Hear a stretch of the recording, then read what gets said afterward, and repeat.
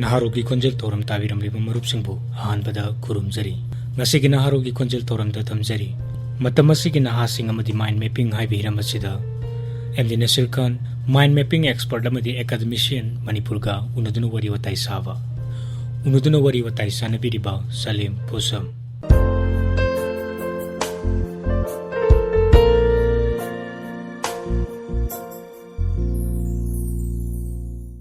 Ahan Zabu, Kugi studio Taram Oxeri. Tagasir. Ozahan Boyna Kanjani Base, Kui. Mind mapping Habikarino Habido Kutabiriba, listeners in the Tambio. Ahan Mokta program Sigida Makta, Kudon Sava Pividonta Tagatso from the mind mapping see a quick thinking process, a manatra idea samubu, picture gi form the produced oraga brains in a yamna Kangning Adoga Yamna. Kangning na habis da curiosity level do yaw problem na sandon hydras do mya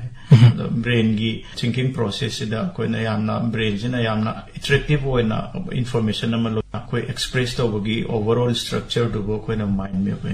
mind mapping habis karino habis ki matang so jana tambiri oja makatara poina koi mind map ama sem na bo khona bada tangai fadana kari tools sangbage amasung kari tools sejina bage habis ki matang so jana kar tambi Matamgi matungi na zik koi software ke su leiko but koi ki brain na attract to usidi software do nate koi khud na A4 paper da su yai but A4 si khitang sometimes koi ki information si yamna picturized to badar ka la ko matamda A4 size nungai ti do na A3 gumba na chapsai aduga colored pens more than 3 colors katang koi na si na biraga adu mind me si sam na ye kadobani fairly ek pusi ai to di koi ki brain da attract over hen bas na yek chaba aduga aduma isna hen attract over heli aduna khud na dum yek na white paper A3 gi cham ba normal paper da dum yare aduga koi ki colored pen si not less than 3 dum si na yare Koi mind map amasing no kona bada tongan ba kari pusuk sim changbage habagi matang do su jana koi machata na tambiri oja makata poina koi mind mapping asina koi leriba mahiroi community da haitare adu katana tana koi tongan ba koi like lesu tambalo silaklaba maruina nahasing kudong saba kana ba sikam yamna lei habadi matang su mind map si sam na class 2 3 gumba tamba ngang madagi adu mind map si sinawa howi ai adu mind map si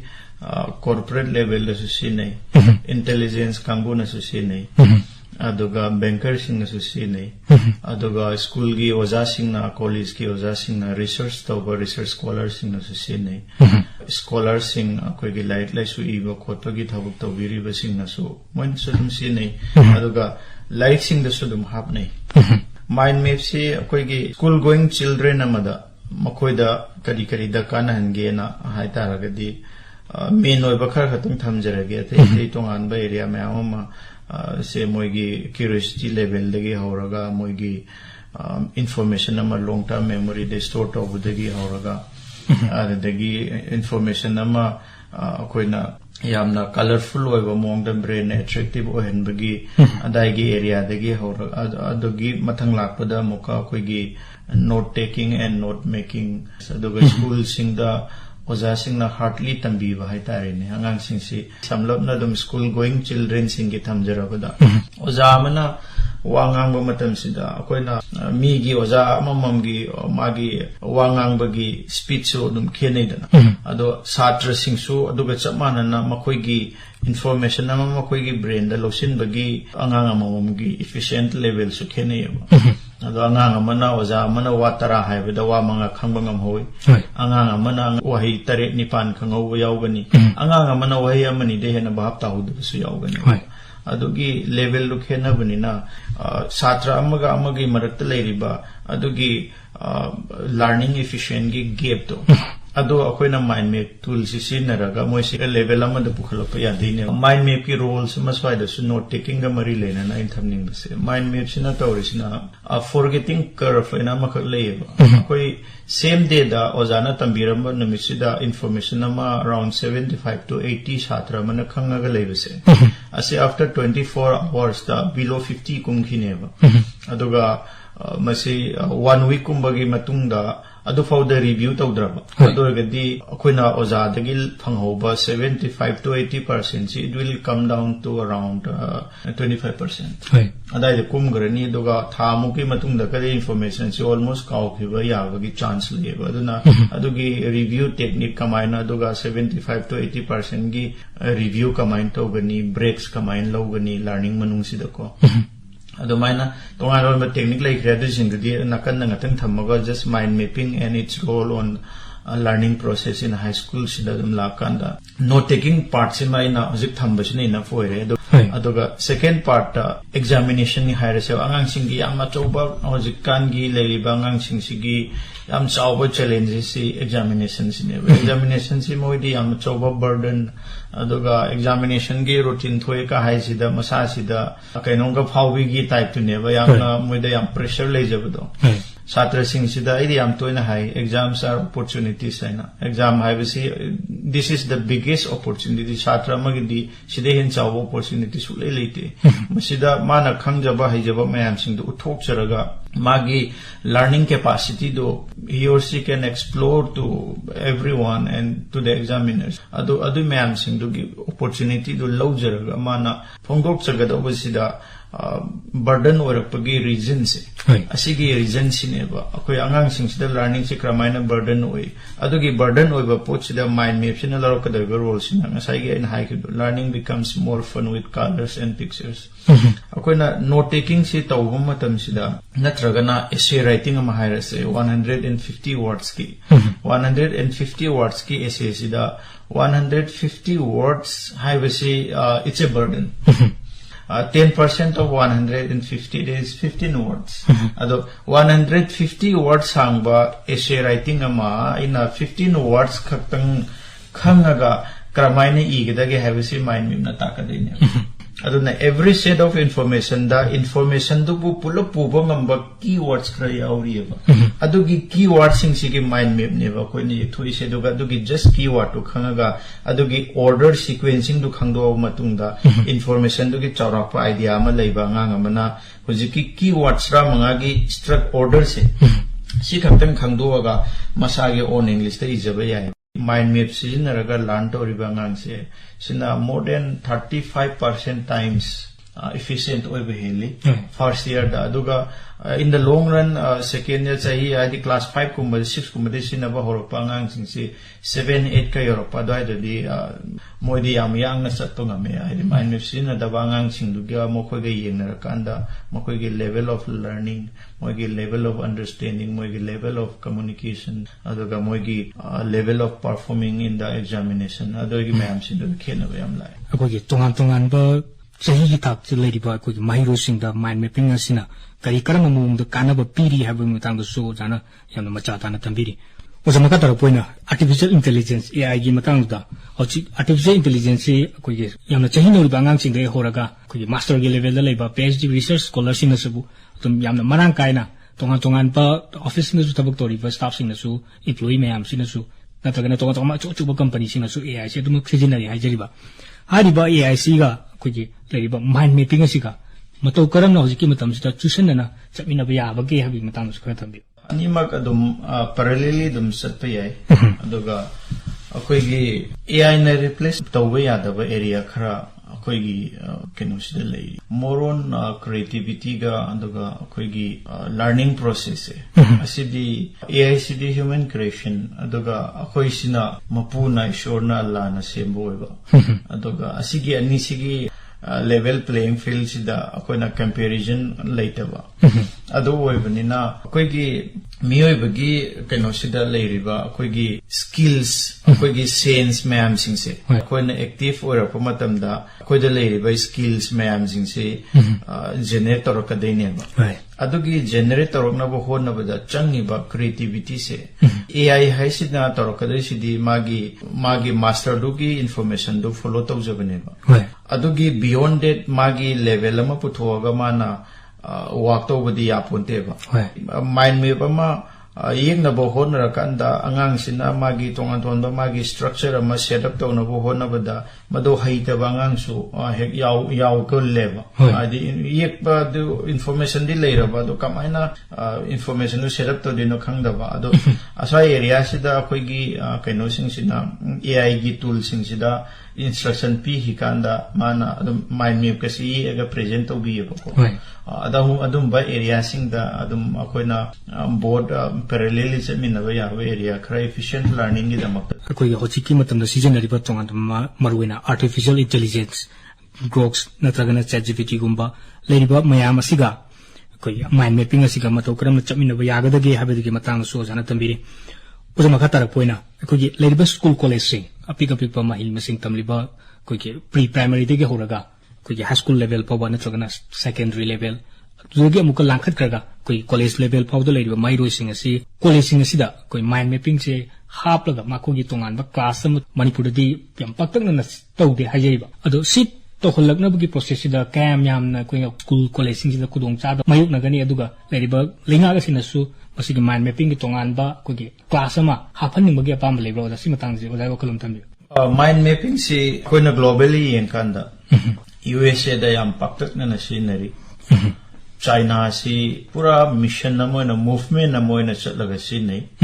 akoida leiriba information mayam jingsi how to take in how to learn aigi brain sida kramaina pusilaga matam changhandana information mayam jingsi aina long term memory da kamaina store tawgani haiba learning how to learn gi part to neba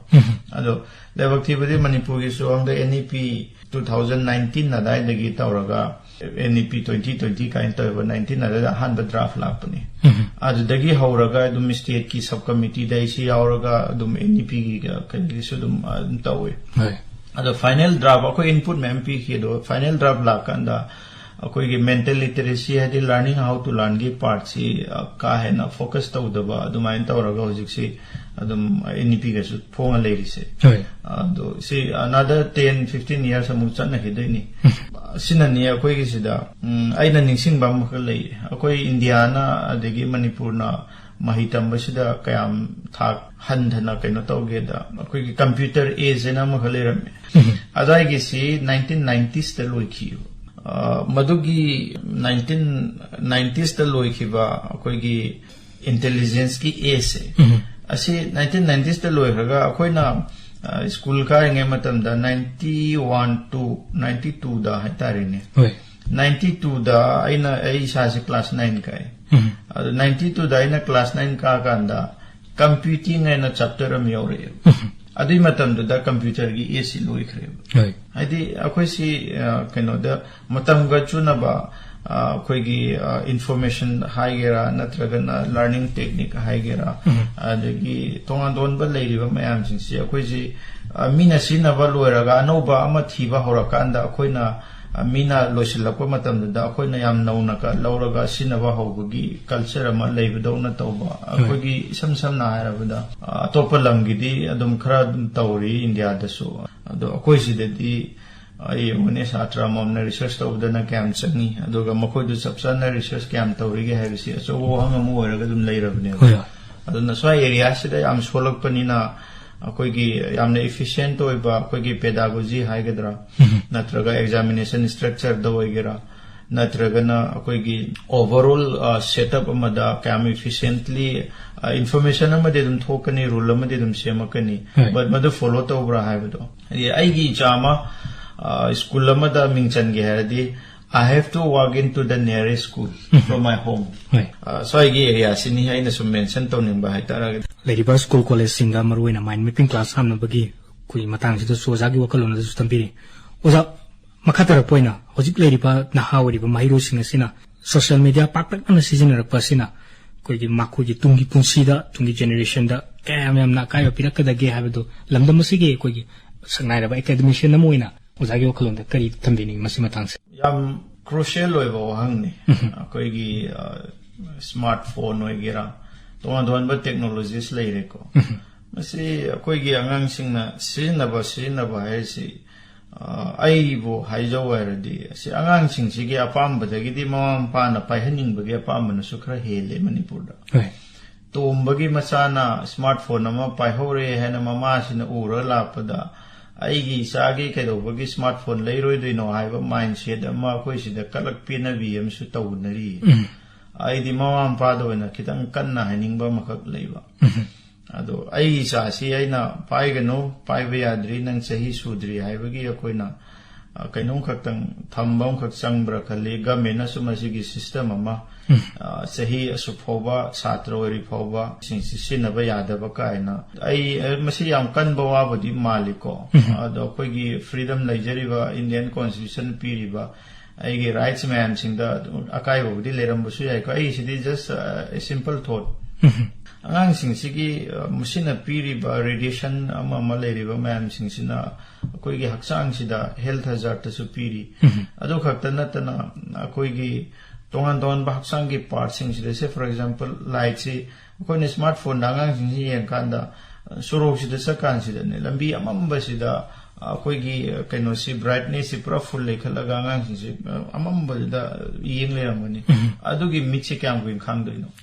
अदुमसु लेरि अदु खक्ता नतना अचौबा challenges अमा हुजिकी अंगांग सिंगसिदा यामना root ओइबा parents सिंगदा मखोइना लेगदबा मखोइगी discipline अदुगी obedience की level अमा crack down तौरइबसे असिगिसु अचौबा factor अमनी अदुगी अतोपा मना moral area सिमा अखोइगी हुजिकान अंगांग सिंगसि moral ethics सिमा पूरा down ओइखरे अखोइगी society की चटना role अमखक अखोइगी मथंग लाखरिबा human civilisation सिदा सनरिबसे मसी हुजिक Laiba social media सिना लोइनो overall सिगी structure सि थुकाइरपगी मोंगने करिनोगा मोरल वैल्यूज ता याम कने टेक तौरेबा अदुदी सिगी मोरल वैल्यूज सि अखोइगी ह्यूमन सोसाइटी सिदा लेमहोदब मतमददी अखोइसि लोइनो वाइल्ड एनिमल्स ओन खिबै फियोमने दुना अखोइ मियोइबगी समाज अमा ओइना इकाइबा खंगबा समाज अमा ओइना प्रोग्रेसिव थिंकिंग लेवल समाज अमा ओइना हिंगसि हायरगदी सोशल मीडिया से इंखलइबा वखल चनिंग ताद्रिबा नहा खुदिंगमकना सिजिनबसिदा पेरेंट्स सिंग अदुगा सोसाइटी दा लेरिबा कोइगी सीएसओ सिंग हाइगेरा नत्रगा अखोइगी स्कूल की ओजा सिंग हाइगेरा एक लेबिरिबा मयाम अदुगे लो सेंबिरिबा मयाम सिंग हाइगेरा खुदिंगमकना मसिगी कलेक्टिव रेस्पॉन्सिबिलिटी अमा लौरगा यामना स्ट्रिक्ट ओइबा मॉनिटरिंग अमा तौहौद्रगदी अखोइगी सही 34 दगिना 33 फाउबगी मरक्ता लेरिबा अंगांग सिंगसिना हुजिक सिजिनरिबा स्मार्टफोन सिगी लेवल सि कंट्रोल तौहौदबदा अखोइगी अचौबा ह्यूमन बीइंग की एक्जिस्टेंस इन द सेंस समाज ओइनदि दुम लेखिबे याय फीदी सेटखिबे याय मी ओइनदि दुम कम्युनिकेट तौखिबे याय बट अखोइ मसेंदा मोरल वैल्यूज की अखोइ मरक्ता लेनरिबा डिसिप्लिन के लेवल सिमदि चाय खिदना अखोइ सि एनिमल का चप मानव सोसाइटी मदा लाकनी हाइबगी चप चाना किबा लय हजिकी लेरिबा सही नोरिबा अंगांगसिंग मरुइना टीनेजर सिंगसिना सिजिनरिबा सोशल मीडिया सिंगसे होजिमक कोइ लेरिबा गार्जियन सिंग मरुइना स्कूल की कॉलेज की ममा मपा बिरिबा ओजाओ बिरिबा सिंगना कंट्रोल तो होद्रगदी तुंग थोलकदबा तोंगान कॉन्सिक्वेंसेस अदिकी मियोबगी मोरल वैल्यूज मांगदरकपा अदुगी मतंगसु लमदमसिगी एकेडमिशियन नमोइना ओजागी वकलोन अदुसु फोंदोकपिरि ओजा Matangi खुंगै लेप्तुना चटखेबना अखोइ ngasi wari watai sanabagi aroiba mikubadi yosilakle losilakpasidi oza leiriba labdamsita leiriba nahawriba mahirusing maruina sida ozagi maithedegi pibininga message kara thambiyo generally akoigi youth sing aduga chhatra sing graduate pass out toraiba master loraiba aduga research scholar leiriba mayam sing apun badai gi message amakhaktani akoigi aina sum yengbada manipur gi society sida kadai dege horakpano duga kramain tawkhibano haibagi root cause ai yam kupna khangjade tawbutadi graduate loiba angang mayam ama aina aigi personal experience amaga loina na is information message pijagi aiga loini moise aiga sum loina basida aina aidi competitive exam sing compete tawraga changes ama purakna bagi aisi responsible citizen ama oina ba responsible citizen oibase ayum da leiraga lawuraga sudum oibi aiko law basu achoba contribution amani law na ba lawmi sudum leigani aduga graduate nangna tamuriba mahidoga mari lena academic line sida nangna kari contribute to yabano adagi area do yengna baina aina sum angang sing si wari saraga sum loinarkanda purangka thole kainoga moi mindset si moi se mo oja oiningapagi oja oiningpa in the sense sumnagi school amada enroll toraga teaching profession da leibagi nataba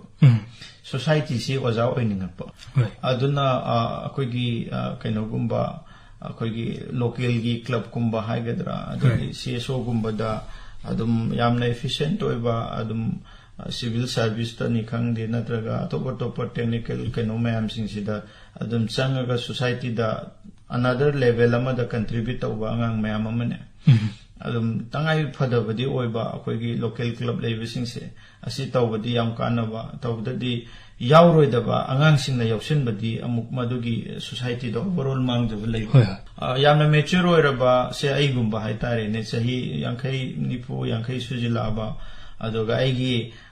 survival gi level ama maintain tawraga yamna steadily settled life ama leiraba ai gumbana thabak leitaba matamda lekai sida kari tawsige manipur gi kari tawsige habagi mindset amada matam mangbududi madu very much necessary adu nataba yamna darkar leiriba society sida tongan ba field da koi da hoba mayam leiriba makoi gi contribution amana changes mayam payariba academician or payariba professor or payaba adagi civil service da choba from pairaga thawuk to yariba naha mayam ama society sigi ojawininga khara sum thengni masi darkar lei but nakoi gi age na tawba yaba thawuk to hana to honning ba haitare aduna adai gi kitang nakan ni idea koina check and balance haido tawgada ba mi ma'am leiri ba adu tawya da ba adu mi sing du phara go tawan ta bani yamna aspiring youth sing the society gi leiri ba problems ma'am sing sida kok si ungsel laga sum leihan ning da ba haitare beyond this mo na contribute or pa ya ba top area da gi contribute to halaga akoi gi middle age ta leira ba group sing sina society gi problems sing sida involve tawraga adagi maroina koi gi naha sing sida ina haining ba makhakna politics si manipur da hujik yamna darkar leibise ai wakhanda yamna youth singi participation in politics se asi yam darkar le akoi change ama purakpa dar state ki oina nation ki oina na koina tamuriba mahai singdo ga mari leina na contribute oroba aduga mai magi contribution amom tawruraga tamuriba mahi adagi leiriba life experience mayam singana maram oraga laikai gi adugi state ki natraga nation gi contribute tawruraga pothara pa middle age ki group ama natraga retirement phanga aba han sing leijeri yam experience oraba moi singduna society gi leiriba problems mayam singdo aduda moi na khara dum election aduga asigi overall change maker ama change ama purakna bo hona bda chobo role lorakada ba koi gi politicians singse asigi si kitang koi gi leiriba politicians singse amna incompetent oire highway wadi na chadaba but yamna more resourceful oiba aduga yamna more thoughtful oiba aduga yamna visionary oirakada ba leaders sing akoi gi naha sing sidagi chongthoaga political participation sing asai MLA lakadori natraga MP lakadori enaga akoi kungunthra ngaiga salup matung inabadu natti koina haijari se political participation hairisi akoi chahi amagi live electoral politics sida participate tawnaba aigi youth sing da ideas mayam piraga akoina law making bodies ta yorakadaini na kai tawba yari haibugi research tawraga preparedness ama leiba naha sing sidagi magi leijariba intelligence aduga magi leijariba level of thinking aduga magi leijariba level of visions for the society in the next 5 years aigi manipur se ina kamaina uningi si adugi vision ama ingonda yaudragadi aina kamaina lo semdaino ba sing sida yamna strong will ama loina na political participation se masi thamanningi abo phone thamje yanwaji leiribam tungan ba mirol sing chahi matang gi ba tungan ba naha sing da ozagi mamal yamlo pokjil kaya amasu tambiri ngasi ozagi chilaba matam kaya bu kaithopiraga koi akasbani gi studio election birektuna ngasi toromasi da saru yabi bogi da bak ozabo akasbani infal gi mai kedigi haingali tana taga ba pundokseri tarseri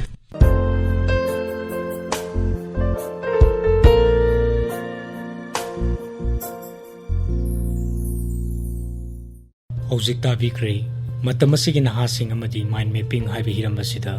MD Nasir Khan mind mapping expert amadi academician manipur ka unuduna wari watai sawa unuduna wari watai sanavi kiba Salim Pusa थौरम असि ताहंजकिबगा लोइनना ngasigi oinadi